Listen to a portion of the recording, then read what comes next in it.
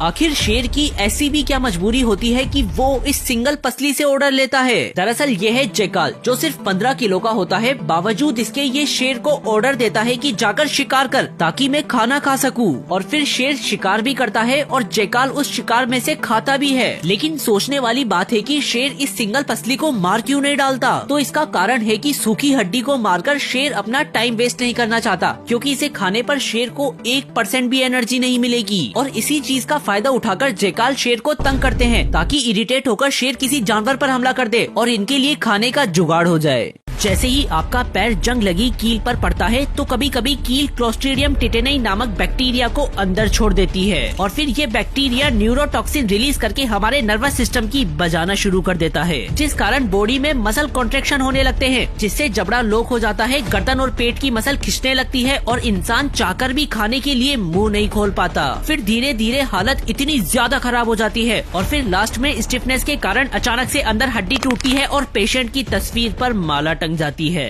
इस जानवर को मारने के लिए सरकार ने आर्मी भेज दी, लेकिन आखिर सरकार को इससे इतना डर क्यों लग रहा था। दरअसल ये है स्टोड, जो साइज में तो छोटा सा होता है, लेकिन शिकार करने में नंबर 1 होता है। और एक दिन ऐसा ही एक स्टोड गलती से तैरकर न्यूजीलैंड के एक आइलैंड पर चला गया, जिसकी खबर मिलते ही सरकारी लोगों का दिमाग हिल गया, क्योंकि उस आइलैंड पर ऐसी स्पीशीज रहती थी जो विलुप्ति की कगार पर थी, और अगर स्टोड उनका शिकार कर देता तो वो दुनिया से ही विलुप्त हो जाती। इसीलिए उसे मारने के लिए सरकार ने helicopters, boats, soldiers, dogs, experts वगैरह को उस आइलैंड पर भेजा। लेकिन इतनी टेक्नोलॉजी के बाद भी इंसान उस स्टोड का कुछ नहीं उखाड़ पाए। फिर 8 महीनों तक दिन रात लगातार ये सर्च ऑपरेशन चलता रहा, जिसमें लगभग $5 लाख खर्च हो गए और तब जाकर ये मिशन पूरा हुआ।